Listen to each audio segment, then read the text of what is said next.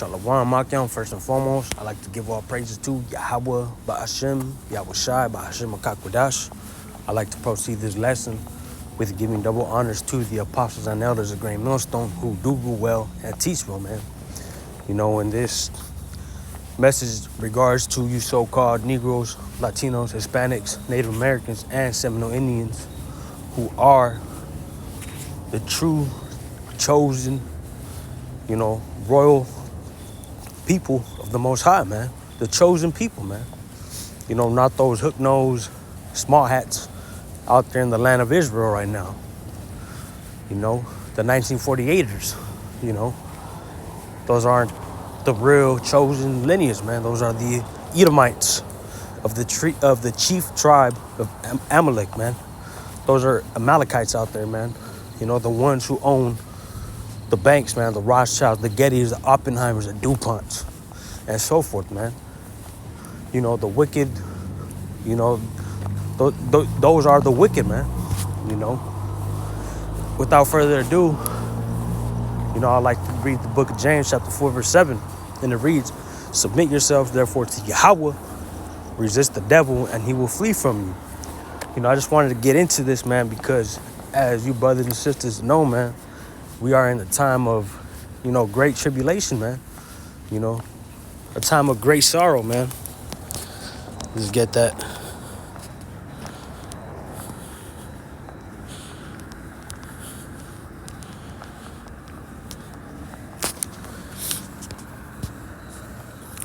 Nah, that's not it, Salakia. I'm going to get Jeremiah 30:7 first. And it reads, let's see if I can get in the NLT real quick so I can bear with me. The book of Jeremiah, chapter 30, verse 7 in the NLT, and it reads, "In all history, there has never been such a time of terror." And in this time of history, man, there's been terrors and stuff, World War I, World War II, but no terror is gonna match the destruction of what's coming, man, of what is expected to come and what is guaranteed to come, man. Jeremiah 30:7, "In all history there has never been such a time of terror. It will be a time of trouble for my people Israel." Now this is the point right here. It will be a time of trouble for my people Israel. You so-called Negroes, Latinos, Hispanics, Native Americans, and Seminole Indians, man. Because a judgment, let me get that real quick.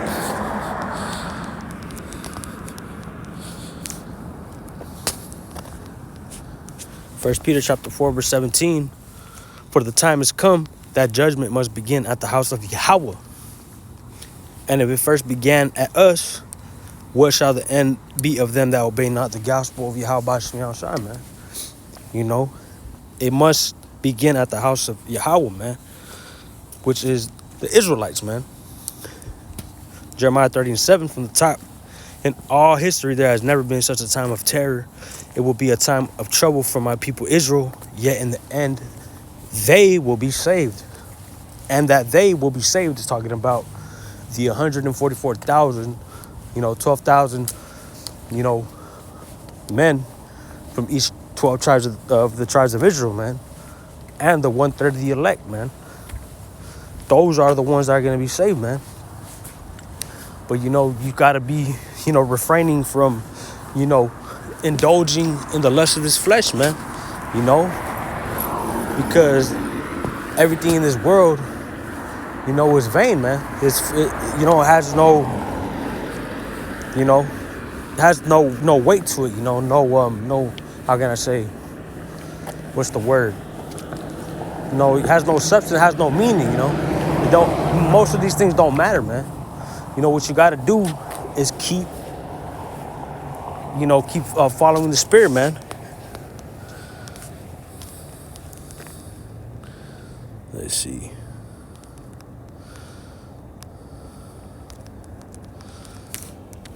This is it right here, Galatians chapter 5, verse 17, and it reads, "For the flesh lusteth against the spirit, and the spirit against the flesh, and these are contrary the one to the other, so that ye cannot do things that ye would.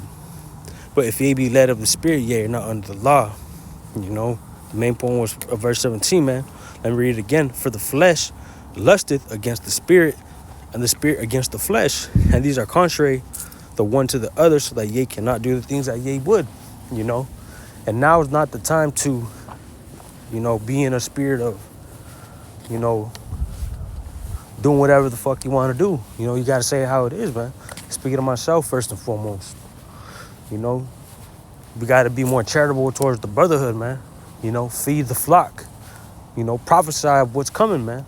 Keep warning the sheep. Keep feeding the flock, man.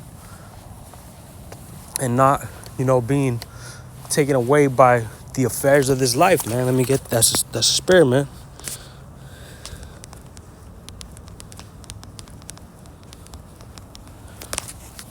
You know, it's the book of 2 Timothy chapter 2, verse 4, and it reads, no man that warreth entangling himself with the affairs of this life. Let me read it from the top.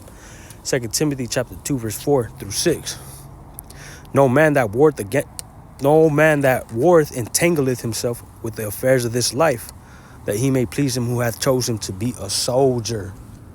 You know, and a soldier is not going to be out there, you know, all fucked up all the time, man. He's going to be sober. He's going to be vigilant, man. You know, as we should be, as the scriptures say, man, be sober, be vigilant, because your adversary, the devil, you know, is as a lion seeking whom he may devour, man. You know, verse 5, and if a man also strive for masteries, yet is he not crowned, except he strive lawfully, man. So what are you striving for, man? You know, we want to be, you know, striving for, you know, getting that salvation, man. Ultimately to be part of the hopeful elect, man, the 144,000, man. The husbandman that laboreth must be first partaker of the fruits, man. You know? And what type of fruits are you producing, man? Are you producing good fruit and bad fruit, man? You know? But, hey, flee from, you know, these devils and these spirits, man. You know?